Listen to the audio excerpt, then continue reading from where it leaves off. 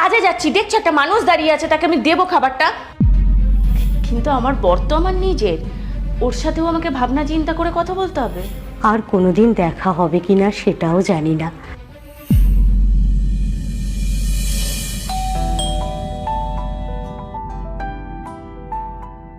হরে কৃষ্ণ। কিছু দিবি মা? আপনি দাঁড়ান, আমি আসছি।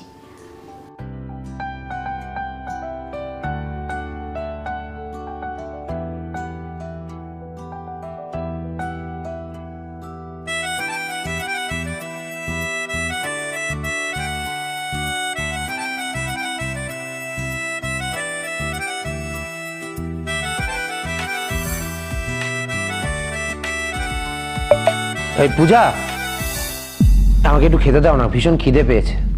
দেখছো তো একটা কাজ করছি, আমার কি মা দুর্গার মতন 10খানা হাত আছে নাকি? আগে ঠাকুরকে ভোগ দেবো, তারপর তোমার রান্না করবো, তারপর তুমি খাবে। আচ্ছা ঠিক আছে, তাহলে অন্তত এক কাপ চা দাও। কেন চাটা নিজে বানাতে পারছো না?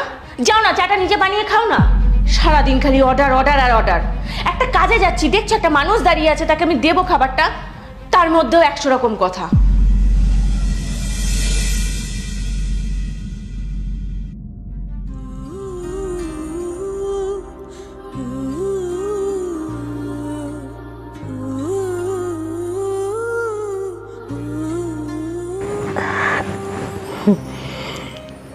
সদা সৌভাগ্যবতী হও মা, সুখী হও। আর সুখী, ঘরে ঝগড়া অশান্তি মিটতে চায় না। এমন কিছু বলুন না মা, যাতে ঘরের ঝগড়া অশান্তি সব মিটে গিয়ে ঘরে সুখ শান্তি আসে, একটু টাকা পয়সা আসে। কিছু মনে করিস না মা, যে পরিবারে বউয়ের গলার আওয়াজ বরের গলার থেকে বেশি হয়, সেই পরিবারে কখনো লক্ষ্মী বিরাজ করে না।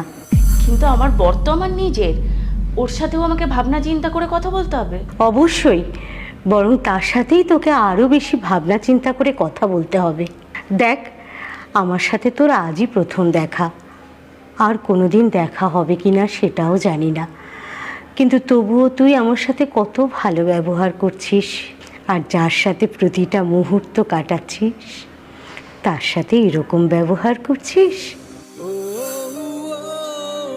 দেখ, আমার সাথে তোর একদিনের দেখা, আমার সাথে খারাপ ব্যবহার করলে আমি হয়তো কষ্ট পাবো, চলে যাব, আর কোনো দিন আসবো না, কিন্তু তাতে তোর খারাপ কিছু হবে না। কিন্তু তোর বর যদি চলে যায় তাহলে কিন্তু তোর খারাপ হবে।